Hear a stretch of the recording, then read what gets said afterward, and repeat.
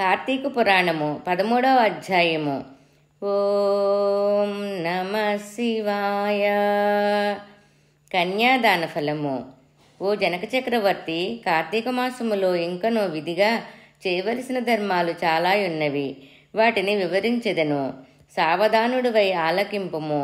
కార్తీక మాసమున నదీ స్నానము ముఖ్యము. అంతకన్నా ముఖ్యమైనది కన్యాదానము. దానికంటే ఒక పేద బ్రాహ్మణుని కుమారునికి ఉపనయనము చేయటం ముఖ్యము. ఒకవేళ ఉపనయనమునకు ఖర్చు అంతయు భరింపశక్యము కానప్పుడు మంత్రాక్షతలు, దక్షిణ తాంబూలాది సంభావనలతో తృప్తిపరిచినను ఫలము కలుగును.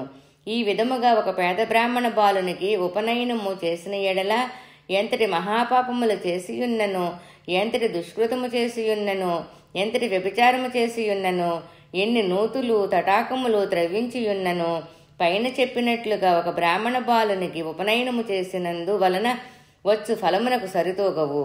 అటులనే కార్తీక మాసమందు భక్తి శ్రద్ధలతో కన్యాదానము చేసిన ఎడల తాను తరించుటయే కాక తన పితృదేవతలను కూడా తరింపచేసిన వాడగును. ఇందులో ఒక ఇతిహాసము కలదు, చెప్పేదను శ్రద్ధగా వినుము. ద్వాపరయుగములో వంగదేశమును గొప్ప పరాక్రమవంతుడు క్రూరుడు అయిన సువీరుడని ఒక రాజుండెను. అతనికి రూపవతి అని భార్య కలదు. ఒకసారి సువీరుడు శత్రురాజులచే ఓడింపబడిన వాడయి భార్యతో అరణ్యమునకు పారిపోయి ధనహీనుడయి నర్మదా నదీ తీరమందొక పర్ణశాలను నిర్మించుకొని కందమూల ఫలాదులను భక్షించుచు కాలము గడుపుచుండెను. కొన్ని రోజులకు అతని భార్య ఒక బాలికను కనెను. ఆ బిడ్డను అతి గారాభముతో పెంచుచుండిరి. క్షత్రియ వంశమందు జన్మించిన ఆ బాలికకు ఆహారాది సదుపాయములు సరిగా లేకపోయినప్పటికీ శుక్లపక్ష చంద్రుని వలె దినదినాభి వృద్ధి నొందుచు అతి గారాభముతో పెరుగుచుండెను. ఆమెను చూచువారులకు పండువుగా ముద్దులకు మాటలతో చూడముచ్చటగా నుండెను. దినములు గడిచిన కొలది బాలికకు నిండు యవ్వన దశ వచ్చెను. ఒక దినమున వానప్రస్థుని కుమారుడా బాలికను గాంచి ఆమె అందచందములకు పరవశుడయ్యి ఆ బాలికను తనకిచ్చి పెండ్లి చేయమని ఆ రాజును కోరెను. అందులకు, ఓ మునిపుత్ర, ప్రస్తుతము నేను కడు భేదస్థితిలో ఉన్నాను. అష్టదరిద్రములు అనుభవించుచున్నాను.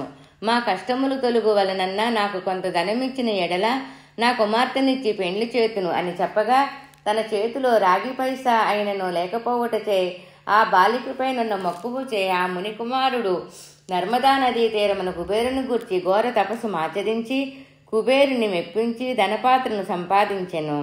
ఆ పాత్రను పుచ్చుకొని రాజు చాలా సంతోషించి తన కుమార్తెను మునికుమారునికి ఇచ్చి పెండ్లి చేసి నూతన దంపతులనిద్దరిని అత్తవారింటికి పంపెను. అటులా మునికుమారుడు భార్యను వెంటబెట్టుకొని తల్లిదండ్రులకు నమస్కరించి అంతవరకు జరిగిన వృత్తాంతమంతయు చెప్పి భార్యతో సుఖము అనుభవించుచూ ఉండెను. సువీరుడు మునికుమారుడిచ్చిన ధనపాత్రను తీసుకొని స్వేచ్ఛగా ఖర్చు పెట్టుచూ భార్యతో సుఖముగా నుండెను.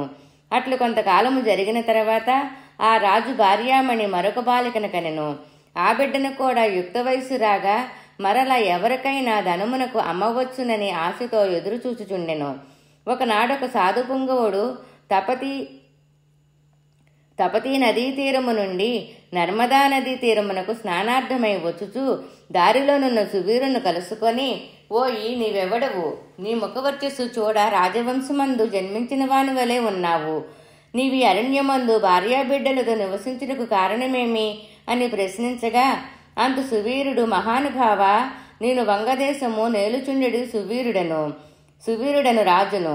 నా రాజ్యమును శత్రువులు ఆక్రమించుటచే భార్యా సమేతముగా నీ అడవిలో నివసించుచున్నాను. దరిద్రము కంటే మరొక కష్టమేదీ లేదు. పుత్రశోకము కంటే గొప్ప దుఃఖము లేదు. అటులనే భార్యా వియోగము కంటే గొప్ప సంతానము మరొకటి లేదు. రాజ్యభ్రష్టుడనైనందున ఈ కారడవిలో ఒంటరిగా బ్రతుకుచున్నాను. నాకు 2 కుమార్తెలు. అందు మొదటి కుమార్తెను ఒక మునిపుత్రునికి ఇచ్చి వాని వద్ద కొంత ధనము పుచ్చుకొంటిని. దానితో ఇంతవరకు కాలక్షేపము చేయుచున్నాను అని చెప్పగా, ఓ రాజా, నీవు ఎంతటి దరిద్రుడువైనను సూక్ష్మ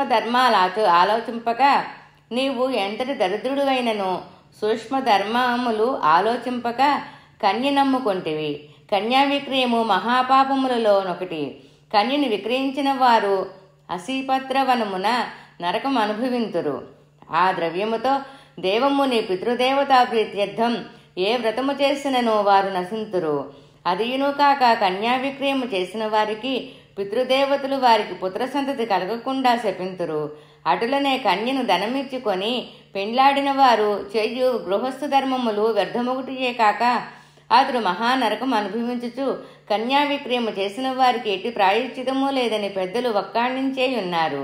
కావున రాబోయే కార్తీక మాసమున నీ రెండవ కుమార్తెను నీ శక్తి కొలది బంగారు ఆభరణములతో అలంకరించి సదాచార సంపన్నుడు ధర్మబుద్ధి కలవానికి కన్యాదానము చెయ్యము.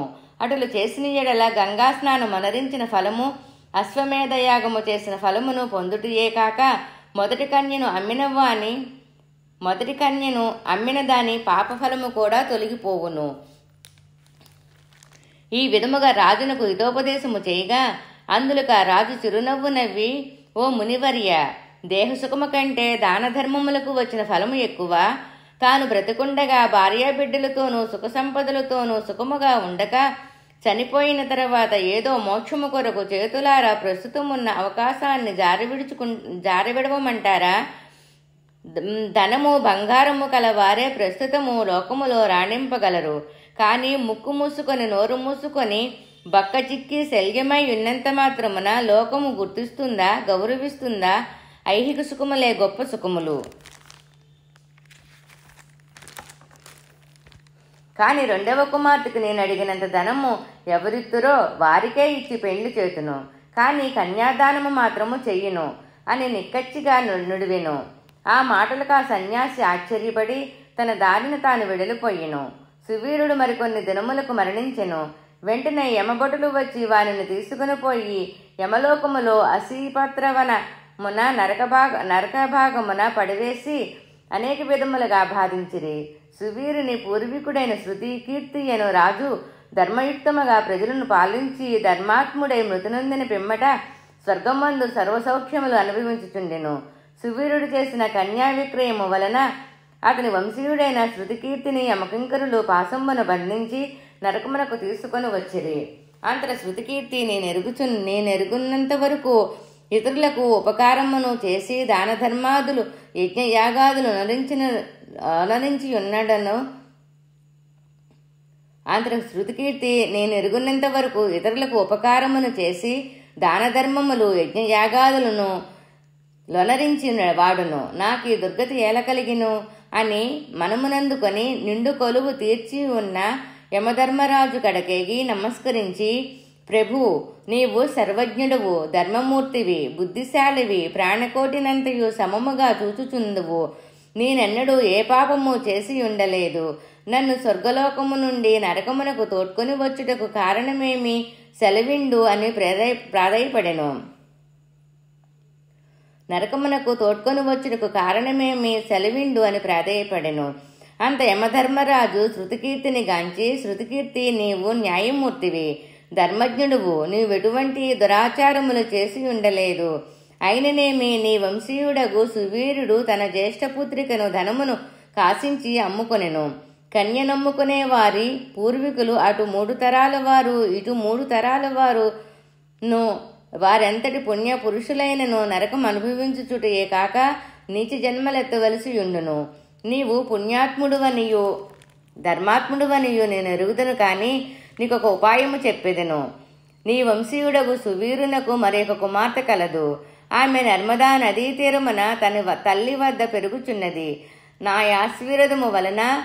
నా ఆశీర్వాదము వలన నీవు మానవ శరీరము దాల్చి అతడకు పోయి ఆ కన్యను వేద పండితులు శీలవంతుడు నగు ఒక విప్రునకు కార్తీక మాసమున సాలాకృతముగా కన్యాదానము చేయించుము. అట్లు చేసిన ఎడల నీవు నీ పూర్వీకులు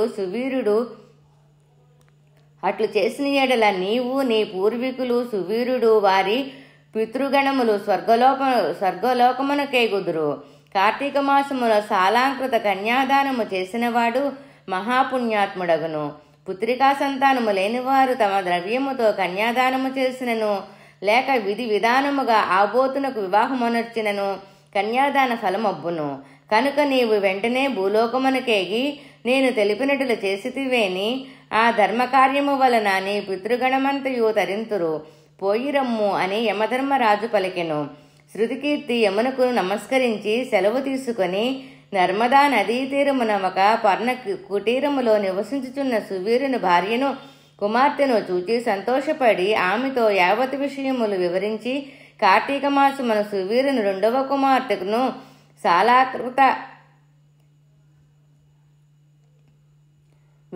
కార్తీక మాసమున సువీరుని రెండవ కుమార్తెను సాలాకృత కన్యాదాన పూర్వకముగా చతుర్వేదములు చదివిన యొక్క బ్రాహ్మణ యువకునికిచ్చి అతి వైభవముగా వివాహము చేసెను.